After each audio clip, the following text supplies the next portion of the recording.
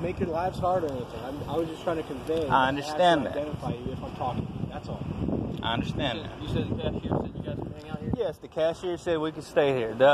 Actually, can I walk with you so he knows who you're talking about? Well, I think he'll know who I'm talking about. There's only 2 cars. I mean, I went in there. Well, you can walk with me, please, because I would like. He'll go in, man. I trust him. Tell him it's the same guys that he helped. Because sometimes you have to push start this thing, and sometimes he's the one that helped with that one time.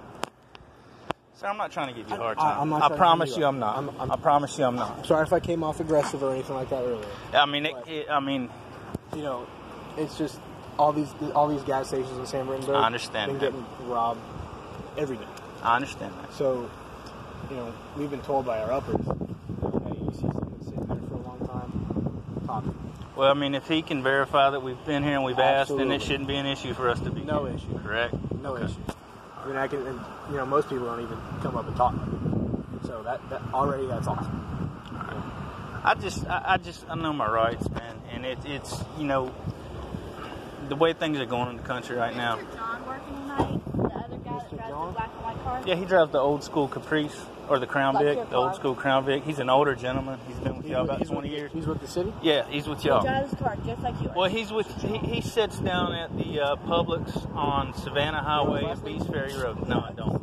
I know he works the night shift. He took us to breakfast one morning. Oh, really? He gave us permission to sit at the Publix because he knows we're homeless. He works at the Super America, right, or the Speedway right there in front of Publix on Savannah. Okay. He knows a little bit about our situation. He took the time to come speaking with us about it, and he took us out of nowhere one morning and took us to breakfast. And I mean, that was pretty awesome of him.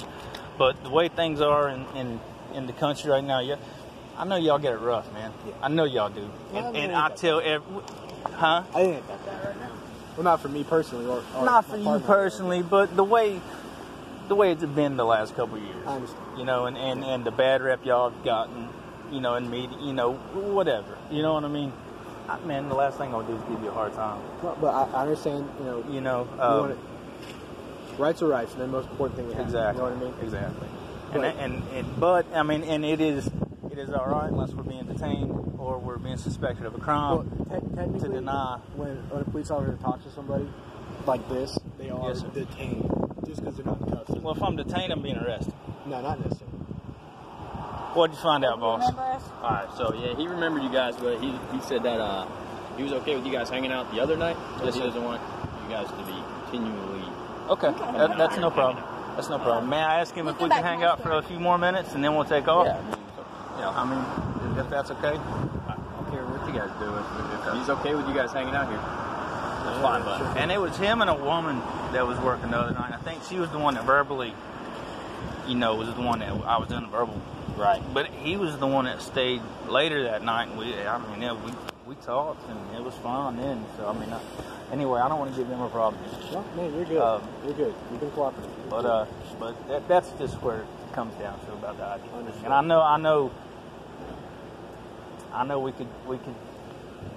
I mean, I guess what I'm to understand is my rights is that unless I'm being detained or suspected of a crime, I've got the right to refuse to identify myself to anybody. Is that not my right? The way I'm understanding this whole thing tonight, yes, sir, is, like I said, my partner got out. He thought the vehicle was suspicious being parked here. He didn't know you from anybody else. He didn't know that you went in there and talked to the cashier when you first got out. So at that point, he's out with a suspicious vehicle, right? Yes, sir. Okay. But it's not illegal to be suspicious. Listen. I know. So he's trying to identify who's in the car and what might be going on. Okay? I understand that. But we've got it squashed now. Well, yeah, he doesn't want you here anymore. So we got one thing taken care of. Well, I can be on my way, man. Y'all need help starting the car up? I don't think